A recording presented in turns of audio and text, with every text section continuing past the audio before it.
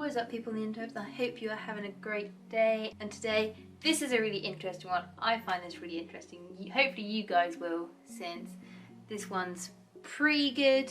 And today we're going to do some English folklores, since I thought why not, since living in England. And let me tell you guys, some of our folklores are kind of interesting, kind of cool, and they're just interesting, so I'll tell you a few now. So let's jump into this spooky event.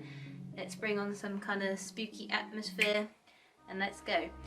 So our first English folklore is called The Black Dog, and if any of you have ever watched Supernatural, it's something similar to like a hellhound, where it's said to believe if you see a kind of creature that is a bit bigger than a dog and is completely black with glowing red eyes, that is a black dog or a hellhound. And it's been said if you see one of them when you're on your deathbed or in any kind of area, or like such as crossroads or any kind of place that's meant to hold kind of magical essence, you may be on the verge of death, as a black dog is associated with the devil. So if you see any black dogs with red glowing eyes, then you want to get out there as soon as possible. Number 2, this one's going to be the most interesting one of them all, because I don't know if these obviously folklores are just legends and myths, but if this is true, it's pretty interesting, and it does, and I can agree with some parts of this kind of legend, and that is chime children or chime hours. So in England, it is said to believe, depending if you're born on a certain hour of the day, you are meant to get certain abilities than other people if they are not born in this certain hour, aka called the chime hour. And it's said to believe if you are born around the hour of midnight, you are classed as a chime child. Hence around this kind of time the church bell would ring, hence giving you kind of special abilities throughout life. And depending which area of England you come from, the kind of chime hours can change, but from the research I found, PM was kind of the 100% guaranteed chime hour, depending which area of England you can come from. Other areas that can also be seen as a chime hour is 3 o'clock, 9 o'clock or 8 o'clock, and sometimes 6 o'clock. So those are 4 other chime hours, but the one that's like 100% is definitely a chime hour is midnight. And here's a fun fact, guys. I was actually born around midnight. I think I was 12, 10, so literally around midnight, which then would class me as a chime child. And the abilities you're meant to get if you are a chime child is you are meant to be able to see ghosts and fairies a lot more easier. You are also at less risk of harm from them. You should also be able to communicate with animals a lot better than others, and you should be able to heal plants and animals a lot more easier than other people will pick up. Hence a lot of research showed people who were chime children became veterinarians when they got older. And then other abilities you could have of being a child is also to be musically gifted. And the most interesting part of being a chime child, and I can guarantee this is a true thing, because I don't like, people do this to me all the time and I'm like, I've just met you, I don't know why you're doing this. So one of the most interesting ones that I found was if you're a chime child, people will kind of remove their kind of guard with you and reveal a lot more sensitive information about themselves than others.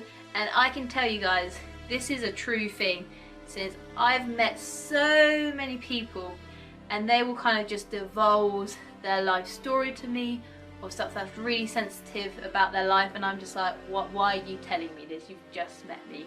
So if that is a reason why, I think that's pretty cool to know.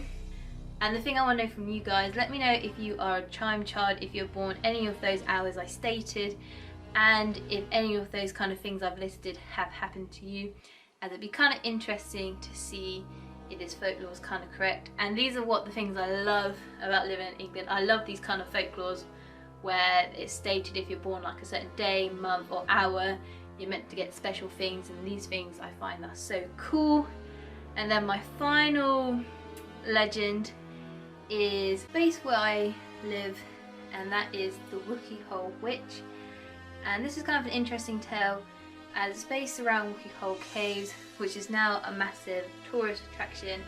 And if you come down to Somerset, I highly recommend you should go visit Wookey Hole Caves. So it's pretty cool since they'll give you the tour around the caves, and there's like loads of dinosaurs and a kind of paper mill and loads of cheese is what I remember when I went on the tour. And it's just really cool, and it's mainly a big attraction because Wookey Hole Caves is one of the biggest kind of cave circuits in England, and there's been a legend that is said to be associated with the cave, and that is that a witch used to live in the cave and was cast into stone by a monk.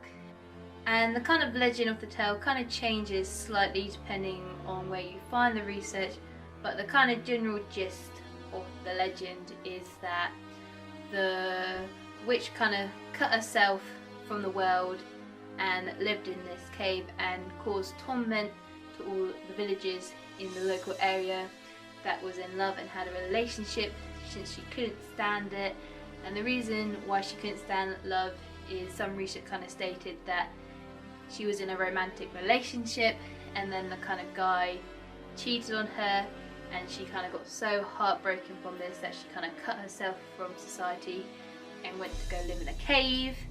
And she also kind of placed a curse where if she couldn't have love, and if she saw anyone that had love and was in a romantic relationship, would go place a curse on them. And then later on, a monk kind of fell in love with a woman. The witch saw this, wasn't too happy, so the witch destroyed the relationship, and the townspeople just had enough that this witch was causing chaos, and they asked the monk if he could go fix the witch problem, and he agreed on that. And he went into the cave to go find the witch and kind of destroy her. When he was trying to find the witch could be nowhere to be seen, as she was hiding in all the darkest parts of the cave, but slowly stalking her prey. As the kind of monk walks into the cave, there is a massive underground lake, and he walked up to the water, he blessed some of the water, and then he threw some of the water in one of the corners of the cave where the witch was hiding. And the second the water hit the witch, she turned into stone. And the cool thing with this legend is if you go into the cave when they're doing the tour, they will actually show you the stone where the witch was transformed into a stone. And there you guys have it. Let's remove the spooky atmosphere. And there you guys have it. Those are my kind of 3 English folklores. Like I said earlier, let me know if you're a chime child, as that's the most interesting part of this video, hands down. And let me know also if you're enjoying the Halloweenness of this month. And just remember guys, keep being awesome, don't let the bugs bite, and I'll see you guys next time. Bye.